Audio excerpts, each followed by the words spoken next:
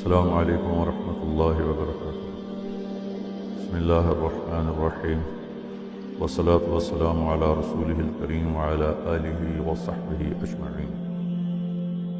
اللہ تبارک و تعالیٰ نے اپنے فضل و کرم سے ہمیں ایک ایسا ملک دیا ہے جس کی بنیاد لا الہ الا اللہ پر ہے کہ 47 میں بچے کی زبان پر تھا پاکستان کا مطلب کیا، اور نعرے لگتے تھے لا الہ الا اللہ۔ اس لحاظ سے ان سارے 1439 ہجری ہے، اس سارے عرصے میں 2 ریاستیں ایسی ہیں جو اسلام کے بنیاد پر وجود میں آئیں، ایک مدینہ منورہ کی ریاست اور ایک پاکستان کی ریاست۔ اور اس کے نام تو اللہ نے پہلے ہی آسمانوں پہ طے کر رکھے تھے، اپنے ایک بندے سے اس کو ڈیلیور کروایا۔ اس میں کسی قوم کی طرف اشارہ نہیں، ہندوستان، ہندو لوگوں کی سرزمین، ازبکستان، ازبک لوگوں کی زمین، تاجکستان، تاجک لوگوں کی زمین، افغانستان، افغان لوگوں کی سرزمین، کرغیزستان، کرغیز قوم کی سرزمین، لیکن اس کو مشابہت ہے مدینہ طیبہ کہا جاتا ہے، مدینہ طیبہ، طیبہ پاک، مدینہ پاک شہر۔ تو اس پاکستان کا نام بھی مدینہ طیبہ سے جڑتا ہے، یا مدینہ منورہ کہتے ہیں، روشن منور شہر، مدینہ طیبہ، پاکیزہ شہر۔ تو تقریباً وہی نام اس کا بھی رکھا گیا، پاک سرزمین، پاک زمین۔ تو زمین تو پاک ہی ہوتی ہے، اس پر رہنے والے اسے گندہ بھی کرتے ہیں اور پاک بھی رکھتے ہیں۔ 14 اگست آتا ہے تو جی چاہتا ہے کچھ باتیں اپنی قوم کے ساتھ شیئر کروں۔ پھر اس میں ایک اور جو میرے رب کا تخلیقی فیصلہ تھا کہ اسے 27 رمضان المبارک شب قدر میں اللہ تعالیٰ نے اس کو وجود بخشا۔ رمضان میں اس کو وجود ملا، رمضان میں شب قدر 27 میں اس کو وجود ملا، پھر اس کا نام اتنا خوبصورت رکھا گیا، پھر اسے کلمے کی بنیاد پہ اللہ تعالیٰ نے ہمیں دیا، پھر اس میں 4 موسم رکھے، پہاڑ بھی ہیں، میدان بھی ہیں، صحرا بھی ہیں، دریا بھی ہیں، جنگل بھی ہیں، سردی بھی ہے، گرمی بھی ہے، خزاں بھی ہے، بہار بھی ہے، زرعی زمین لاکھوں کروڑوں ایکڑ ہے، میٹھا پانی ہے، کڑوا پانی ہے، سمندر لگتا ہے۔ تو یہی ہے اعلیٰ ربکما تکذبان، کون سی ایسی نعمت ہے جو اللہ نے اس ملک کو نہیں عطا فرمائی۔ ہمارا بلوچستان زمینی ذخیروں سے بھرا پڑا ہے، اگر اس ملک میں قحط آیا ہے تو وہ بس صفات کا آیا ہے، یہ نہیں کہ میرے ملک میں اچھائی نہیں، اللہ کا شکر ہے، بہت اللہ کے نیک بندے میرے دیس میں آباد ہیں، اس طرح ہمیں مایوس نہیں ہونا چاہیے۔ لیکن برائی غالب ہے، دیکھو نظر آ رہا ہے۔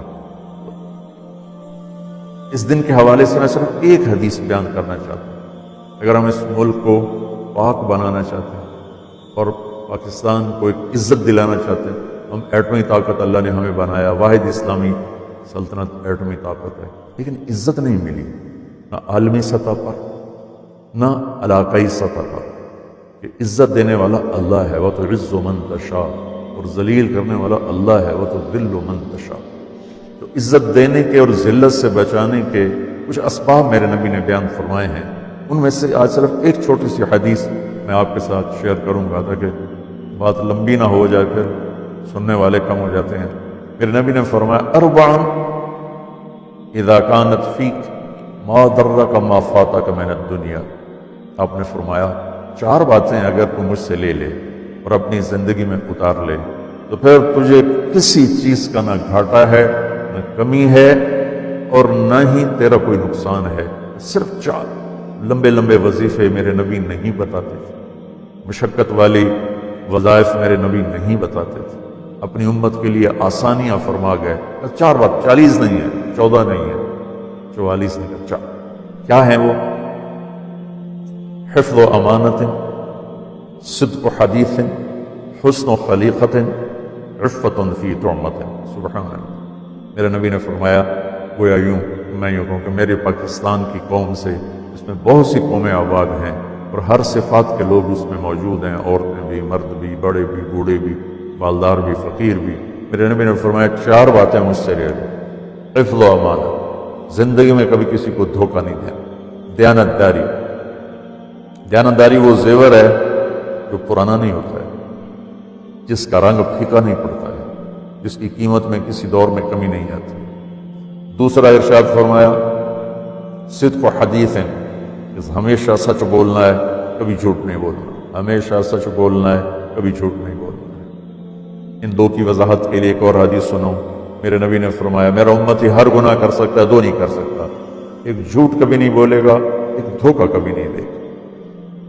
ایک جھوٹ کبھی نہیں بولے گا، ایک دھوکہ کبھی نہیں دے گا۔ تو میرے نبی نے فرمایا 4 باتیں، ان میں سے 2 کون سی ہیں؟ دیانتداری، دھوکہ نہیں دینا، سچ بول، جھوٹ نہیں بولنا، حسن و خلیقت، اپنے اخلاق اچھے کر، ماں باپ کے ساتھ، بیوی کے ساتھ، بچوں کے ساتھ، بچوں کے ماں باپ کے ساتھ، بھائیوں کے ساتھ، دکان میں نوکروں کے ساتھ، آفس میں ملازمین کے ساتھ، جاب پر اپنے ماتحتوں کے ساتھ، آفس میں اپنے ماتحتوں کے ساتھ، اپنے بڑوں کے ساتھ، اپنے چھوٹوں کے ساتھ اخلاق اچھے کرو، اور آپس کی لڑائیاں مٹا دو۔ خاص طور پر جو مذہب کے نام کی لڑائی چل رہی ہے، جو مجھے رلاتی بھی ہے، تڑپاتی بھی ہے، کہ تعصب ایسا ہے کہ ایک دوسرے کو مسلمان سمجھنے پر بھی تیار نہیں ہے۔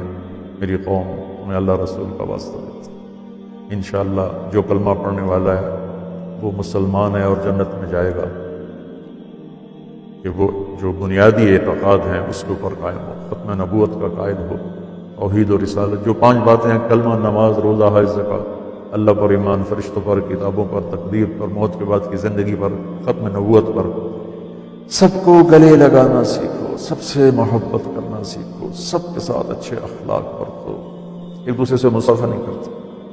تو میرا تیسری بات میرے نبی کی ہے، اپنے اخلاق اچھے کرنا۔ اخلاق اچھے کا بہت بڑا حصہ اس زبان کے ساتھ ہے، تو زبان سے گالی دینا، اللہ ہمیں توفیق دے کہ ہم کسی کو گالی نہ دیں، جھوٹ نہ بولیں، غیبت نہ کریں، الزام نہ لگائیں، بہتان نہ لگائیں۔ میرے نبی کا فرمان ہے جس نے کسی نیک عورت پہ بدکاری کا بہتان لگا دیا، وہ 100 سال مصلے پہ بیٹھ کے عبادت کرتا ہوا بھی اگر مرا تو جہنم میں جائے گا، جنت کی ہوا بھی نہیں اس کو مل سکتی ہے۔ تو تیسری چیز جو میرے نبی نے فرمایا کہ اپنے اخلاق اچھے کرو، اور چوتھا فرمایا عفت فی طعمۃ، رزق حلال کماؤ۔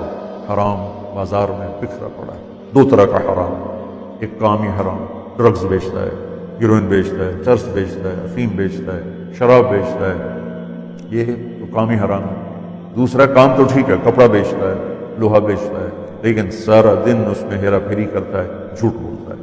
تو ایک کی مثال تو پیشاب کی، تو پاک ہو ہی نہیں سکتی۔ دوسرے کی مثال دودھ کی، جس میں چند قطرے پیشاب کے گر گئے تو دودھ تو پاک تھا، پیشاب کے قطروں کی وجہ سے وہ ناپاک ہو گیا۔ تو میری تیسری میرے نبی کی بات ہے، چوتھی میرے نبی کی آخری بات ہے، رزق حلال کماؤ۔ میرے نبی کا فرمان من امسک قالا بعمل یدہ امسک مغفورا لہ، مسلم شریف کی روایت ہے، جو صبح سے شام تک اپنے بچوں کے لیے روٹی کماتا ہے، حلال روٹی میں تھک جاتا ہے، تو اس کے دن کے سارے گناہ معاف ہو جاتے ہیں۔ اور سعد بن معاذ آپ کے پاس بیٹھے تھے، آپ کی نظر ان کے ہاتھوں پر پڑی تو وہ سخت اپنے پوچھا سعد تیرے ہاتھوں کو یہ کیا ہوا ہے؟ تو انہوں نے عرض کیا یا رسول اللہ میں اپنے بچوں کے لیے روٹی کماتا ہوں، خود کام کرتا ہوں، محنت مزدوری کا دہاڑی دار، تو میرے ہاتھ سخت ہو گئے، اپنے باغ میں کام کرتے تھے۔ تو آپ نے ان کا ہاتھ ایسے پکڑ کے ایسے غسل لیا اور ارشاد فرمایا بچوں کو حلال کھلاتے ہوئے جو ہاتھ ایسا ہو جائے گا اس پر جہنم کی آگ حرام ہو جائے گی۔ تو میرے بھائی بہنوں، میرے بچوں بچیوں جو میری بات سن رہے ہو، ہم اس دن کی خوشی منائیں، جھنڈے لگا کر نہیں، یہ تو فضول خرچی ہے۔ یہ جھنڈے بنانے پر، جھنڈیوں بنانے پر پیسہ لگانے کی بجائے اتنا پیسہ کسی غریب کا علاج کروا دیں، کسی غریب کی بیٹی کی شادی کروا دیں، کسی مصیبت زدہ کی مصیبت میں کام آ جائیں، کسی مقروض کا قرضہ ادا کروا دیں، کسی خیراتی فنڈ میں وہ پیسے جمع کرا دیں۔ ہم یہ پیسہ ضائع نہ کریں، برباد نہ کریں۔ 14 اگست کی خوشی منائیں کہ ہم ہمیشہ سچ بولیں گے، جھوٹ نہیں بولیں گے، ہمیشہ دیانتداری سے زندگی گزاریں گے، کسی کو دھوکہ نہیں دیں گے، ہمیشہ اپنے اخلاق اچھے کریں گے، کسی کے ساتھ بد اخلاقی نہیں کریں گے، اور اپنی کمائی میں حلال کمائیں گے، کبھی حرام نہیں کمائیں گے۔ تو پھر آپ دیکھنا پاکستان میں کیسے تبدیلی آتی ہے، کیسی نئی حکومت اعلان کر رہی ہے کہ ہم نے تبدیلی لانی ہے۔ تو تبدیلی کا میں آپ کو صحیح راستہ بتا رہا ہوں کہ ہم اپنی ذات سے شروع کریں، یہ دوسروں سے نہ شروع کریں، اپنی ذات سے شروع کریں۔ فرائض کے بعد نماز، روزہ، حج، زکوٰۃ کے بعد یہ 4 کام اپنی زندگی میں آپ لے لیں، انشاءاللہ پورے ملک میں تبدیلی آ جائے گی، اللہ بھی راضی ہو جائے گا، اللہ کا رسول بھی راضی ہو جائے گا، ہمارا ملک بھی عزتوں کی چوٹیوں پر پہنچ جائے گا۔ السلام علیکم۔